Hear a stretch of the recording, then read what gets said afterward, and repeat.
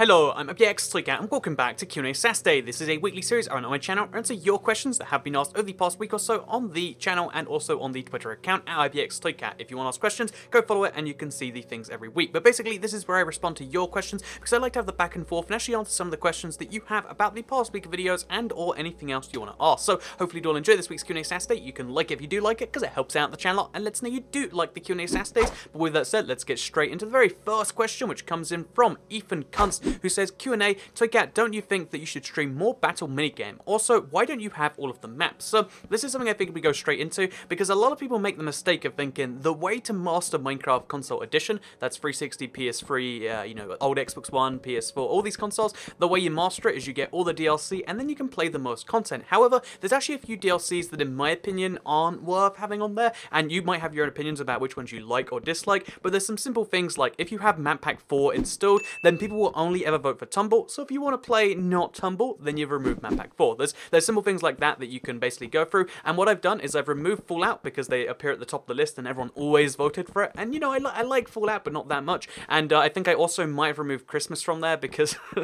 again, there are certain maps people never see so they always vote for. So pro tip, always if you have battle minigame for any of the Minecraft console editions, always remove certain minigames, certain map packs, and that might be true for Glide too. I mean, you can make your own decisions. I have them all installed, but maybe that's not what you like, but it's just something I figured I would mention, and there is your biggest pro tip of the day. That's something no one will ever say. Uninstall map packs because it makes your game better, and this is something that's true for a lot of different games actually. I know I used to do it back in the Call of Duty days, and there you go, pro tip for you all. Also, the second thing, I might stream more battle minigame at some point. It seems like most people don't want to watch battle minigame, like they're kind of done with the idea of it, but that's just my impression of how people react to past live streams. Maybe it'll go down really well in the future, but right now it doesn't seem like that is the case. So let's move on to the second question, shall we? Which comes in from Harvey Gooch 1 Productions, who says, did you know that in Bedrock, if you break a block below snow, the snow falls down? And then they edited the comment to say Bedrock Edition. By the way, if you edit comments on YouTube, it's really cool when people do like explaining the edit, because sometimes I see edited comment and I get a little bit, like cautious, like, weary-eyed, like what did they say before?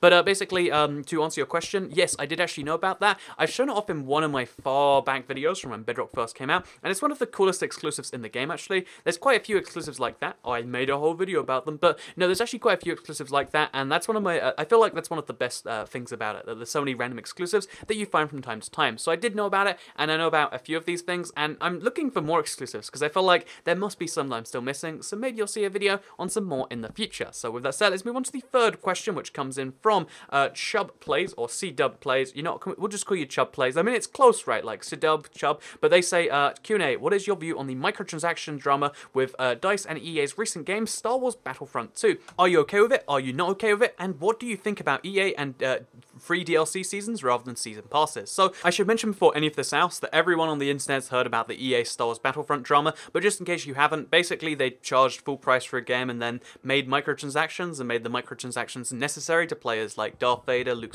basically made it necessary to play as main story characters. And in case you're curious about my take on the drama, I think like everyone else, I think it's terrible. I really hate this trend in games where every game you pay for the game and then you pay for microtransactions on top of that. I've always been old-fashioned in this, and I thought if you're going to have a game, you could either charge for the game up front and then you can charge DLC, or you can charge for the game up front, you can have cosmetics, but if you want to have anything that's gameplay affecting, so different guns or different content, then you'd have to do that in a free-to-play way. It's the only fair way to do it, because if you're selling gameplay, then you shouldn't be able to sell some of the gameplay for like $60 or £40 and then charge the transactions after that. I feel like you've got to pick like kind of one or two of the free, but Star Wars is like, let's just make all the money in the world, and I'm glad it backfired. I'm glad the internet cares about Star Wars that much, that they can actually make something like this happen, because I feel like, again, at some point this will just be accepted in the same way, like if you look at mobile games right now, it's the same thing, where just if you're not, a billionaire, or like, I mean, you could be a millionaire too, I guess, but unless you have like thousands to spend on mobile games, then you're going to have a worse experience. It's going to make you feel bad, and I don't like feeling bad, so I don't play those games, generally speaking, if they're like that. And, again, I would prefer if games stayed a place where we could feel good rather than bad, but, again, I have fun with with them rather than feeling like pressure to pull out my wallet. But maybe that's just me. Maybe I'm the odd one out. Maybe everyone else wants to have gamble, because it really is. There's a lot of gambling involved in these games, and it makes me uncomfortable. That like, wait a minute, are we encouraging gambling with like in some cases younger players? I don't know if that's a thing, but that's the thing I should mention here. Before we move on to the fourth question, which comes in from Larixchi or Larixchi. I'm not sure how you pronounce that. It's a pretty crazy name. Larixchi. You know, let's just assume it's Lara Chi. But they say, will Minecraft in the next 2 to 5 years slowly decline in terms of downloads and popularity of the game? So let's answer the big question, the big, is Minecraft dying now question? And this is something where non-stop over the past, let's say 6 years I've been playing Minecraft. I'd say since, you know, like 5 or 4 years ago, there have been people who are saying, yep, Minecraft is dead now. This thing killed Minecraft and it's kind of over. And you see a lot more of it in the past couple of years, but I feel like at this point, betting, you know, for Minecraft's death is something where you're generally better off betting against it. So will Minecraft die in the next 2 to 5 years? I mean, probably not. The thing about Minecraft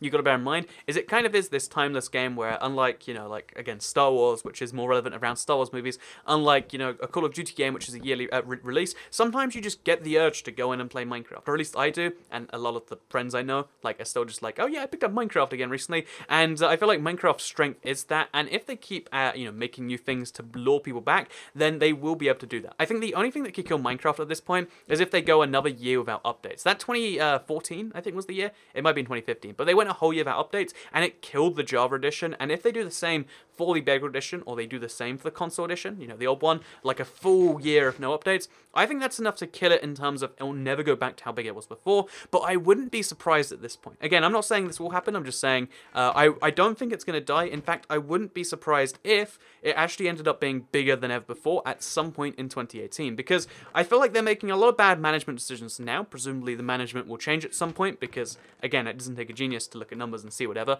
but at some point they'll be able to re-look at the situation and be like, oh yeah, well, let's work out what we need to do to, you know, get those numbers back. Because, you know, Minecraft is one of those games that really has so many different ways to lure players in my opinion, and I assume at some point they'll start doing those, you know, see more updates, see more stuff like that. But that's just my opinion. Obviously, I make update videos as well as, you know, all these other videos, so that's my kind of, like, take on things. But I do not think it's dying in the next 2 to 5 years. Probably not, no. Also, by the way, in the background, you're seeing gameplay from my reconstructing the dimensions video stream thing, but I'm like doing this separately. So in case you're curious, it's like, why am I building the weirdest thing in the world? That's why. So anyway, that said, let's move on to the next question, which comes in from insert names that involves wolves and then something else. I didn't know you could have names that long on Twitter, but apparently you can. So they ask, what does Microsoft do in Minecraft? Are they the ones adding new features to Minecraft, or is that still Mojang's job? Are they the ones who added the marketplace and other bad features, or is it Mojang's fault for adding these bad features? So yeah, the thing about Microsoft's acquisition of Minecraft is they really wanted to stay hands-off for the longest time,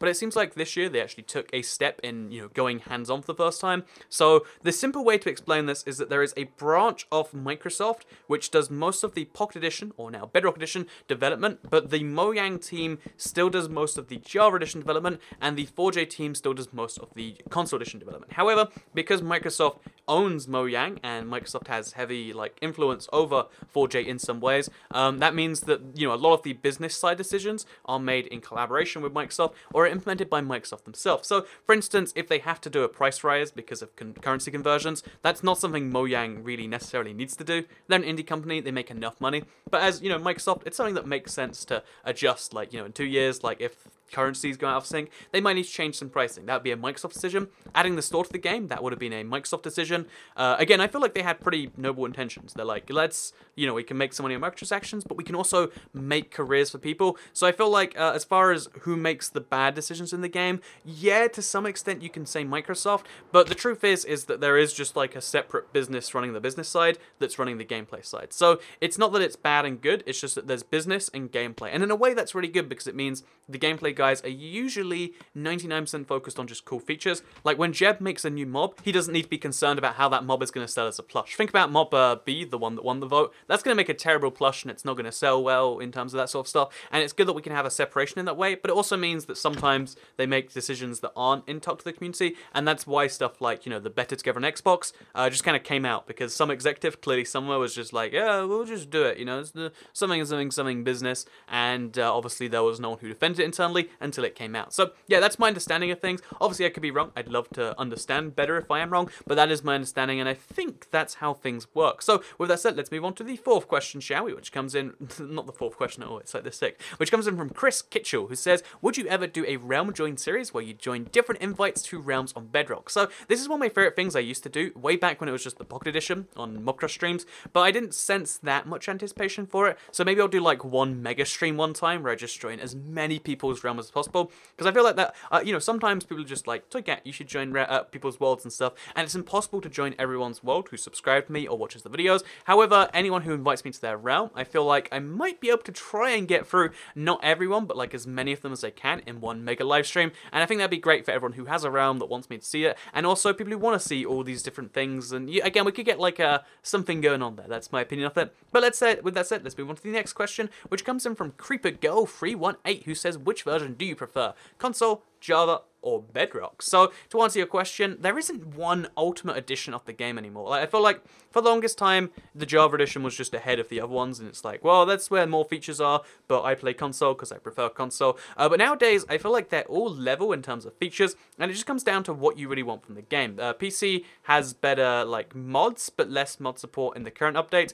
It has better servers, but again, the servers don't support the current updates properly, so there's that to consider. Whereas the console edition is the most, in my opinion, stable version of the game. I could be wrong on that, but that's how it seems to me. You know, like, to me, it feels the best, it controls the best, it has, you know, the fact that, like, servers work on thing, but then it has questionable multiplayer to other people. The Bedrock version has better multiplayer with other people, but way worse multiplayer online, and again, the game itself feels really strange. So, as far as which version do I prefer, as myself, honestly, I switch between the three on a surprisingly regular basis, and you might think, there's no way you can play three versions of the game, but you would be surprised at how much Minecraft you can play across 3 editions, and that's what I end up genuinely doing at this point. So, yeah, that's it. Let's move on to the next question, which comes in from Lindsay, who says, what are your Christmas and New Year's Eve plans? So, my plans for Christmas is I'm going to stop Streamless. I know, like, Streamless is every single day this December. I'm going to take, like, one day off besides Christmas, and then I'll take, like, Christmas and Boxing Day, the 26th of December off,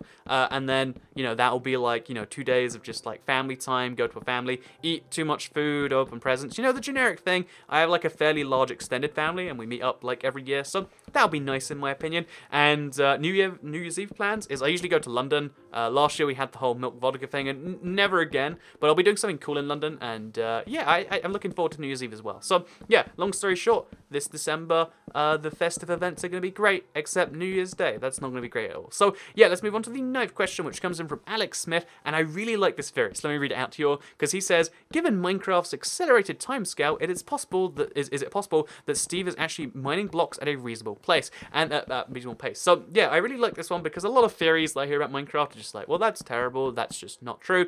But this one I really like, because, like, yeah, that makes sense actually. Think about it. In Minecraft, you can build an amazing, like, real-sized house within, like, or a mansion or something, within, like, 2 hours of being in Minecraft. Like, you load up the game, 2 hours later, you've built, you know, you chop down enough stuff, you've gone mining, you've got yourself a pretty decently sized mansion or big house or whatever. And, you know, and making that in 2 hours in real life, actually impossible. But if you think about it as, like, you know, Minecraft timescale explains, oh yeah, when you're chopping down those trees, it doesn't take 4 seconds to chop down a tree. It takes Steve something like, what, 20 times as long? A solid, like, 2 minutes of hacking at it and getting stuff done just to get that wood. When Steve, when you're making a house, it doesn't take 10 minutes to build a wall. It takes you, you know, like a full day just to get this one wall done. And I know, I really like thinking about it that way, and I figured it's something that I'd share, because I wanted to make some form of video on it, but I'm not sure how. So here is just a video thought idea that might come up sometime far in the future, but that I really like nonetheless. So hopefully you all do enjoy. So let's move on to the last question for this week's QnA Saturday, which comes in from Hartaj Singh, who says,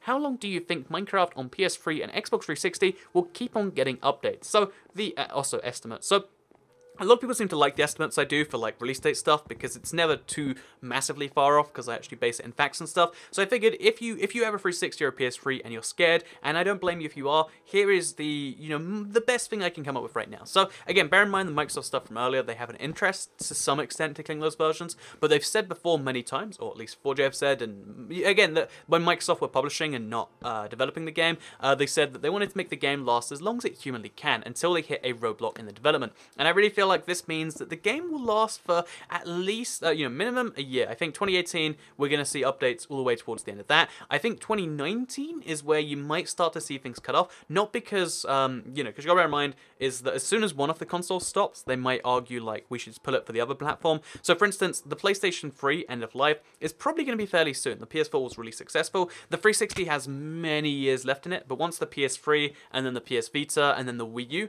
all end their lives, I think that might be the sign that we'll be seeing the end. So how long do I expect? I'm going to make the bold prediction that given that they'll make these announcements like after the summer or I guess during the summer when people are not playing games, I'm going to predict August 31st, 2019 is the time the last updates will be coming out, or when they'll announce that they'll have a date. So we'll see updates maybe all the way into the early months of 2020. There you go, August 30, actually August 29th, 2019.